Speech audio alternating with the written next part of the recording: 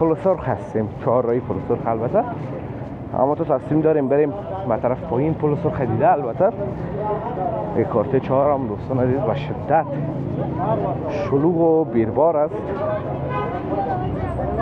دوستان عزیز بیربار به شدت زیاد است و این هم مای پل سرخ و این هم دوستان عزیز ساختمانی که تازه جور شد و آباد شد. ببینین چقدر خوب شد، زیبا ساختن.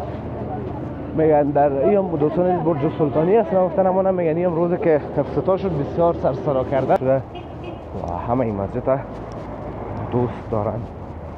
این طرف دوستان عزیز مربوط سرای غزنی میشه و این طرف مربوط کارت 4 شهر کابل. ببینید مسجد چقدر زیباست دوستان عزیز. بریم نپیاده رو. سلام عزیزان دل، انشالله که خوب و صحتمند باشین. دوستان نهایت گرامی، ما دیگه تقریبا در کارت 3 شهر کابل و نزدیک پل سرخ هستیم، چهارراهی پل سرخ البته، اما تو تصمیم داریم بریم به طرف پایین پل سرخ دیده. البته این کارت 4 هم دوستان عزیز به شدت شلوغ و بیربار است. ببینیم که چی است و چی نه.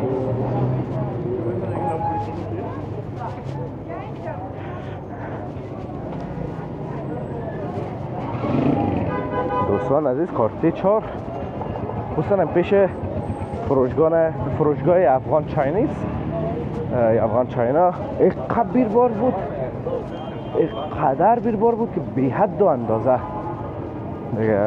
کل مردم چیزی که فکر میکنم چیزی کابل است همیجا آمده. بازو هم تنها خانم ها اجازه دارن و مردا را اجازه نمیتن دیگه. اینیش باز بدبختی هست دیگه. تا یک ذره فرصت شوه ما هم بریم داخل و ببینیم که داخل چی هست و چی نه دیگه. پل سرخ هم چهارراهیش بند است دوستان عزیز فعلا. البته این طرفش ترافیک بند کرده.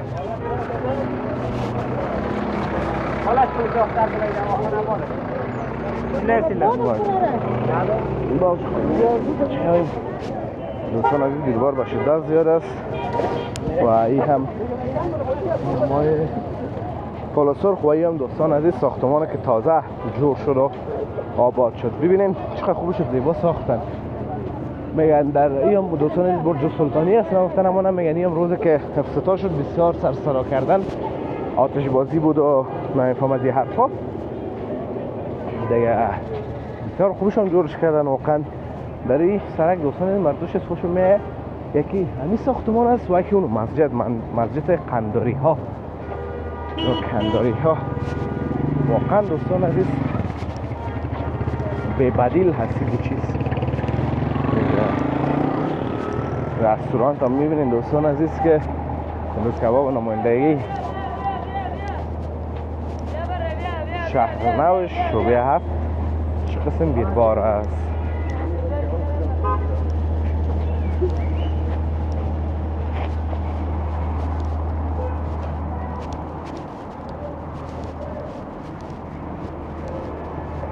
دیگه دوستان عزیز اینجا یک افغان کویت چای و بیریانی هم است که اگر روز صبحانه خوردن آمدین این طرفا بیاین اینجا، بسیار کیف میکنه و مزه میده.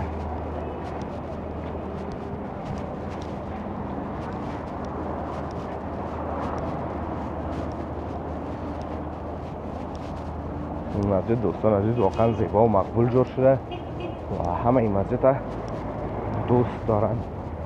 این طرف دوستان عزیز مربوط سرای غزنی میشه و این طرف مربوط کارت 4 شهر کابل.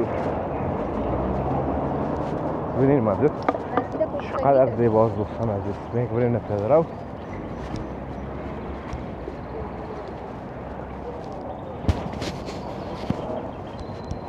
گوشت قاق ببینید دوستان عزیز، یعنی گوشت قاق هم داره قصابی.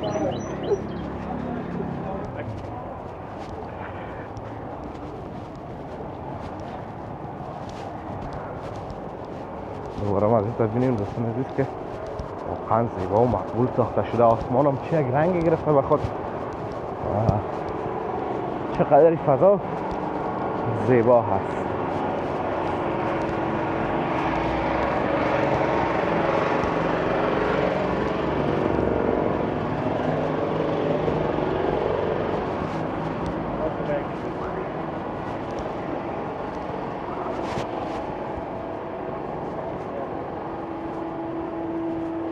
در قام سرونکر کلپ از دوستان عزیز و فروشگاه لوازم اطفال.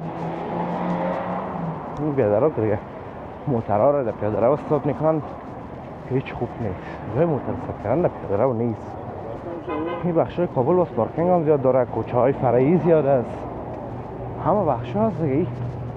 پارک کردن در پیاده رو چی معنا میده؟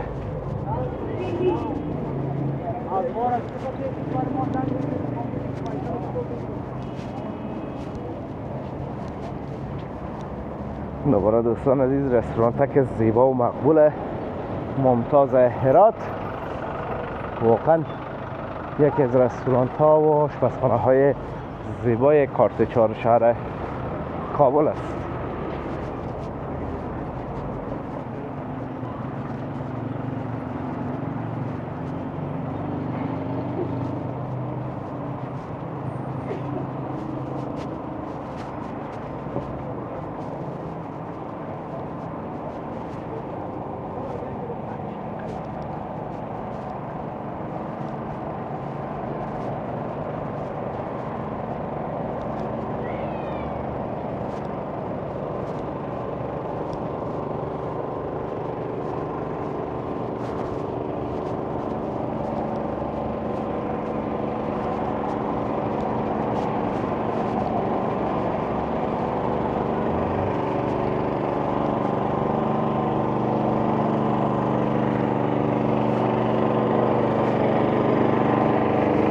لباس ها رو بینیم دوستان عزیز، لباس های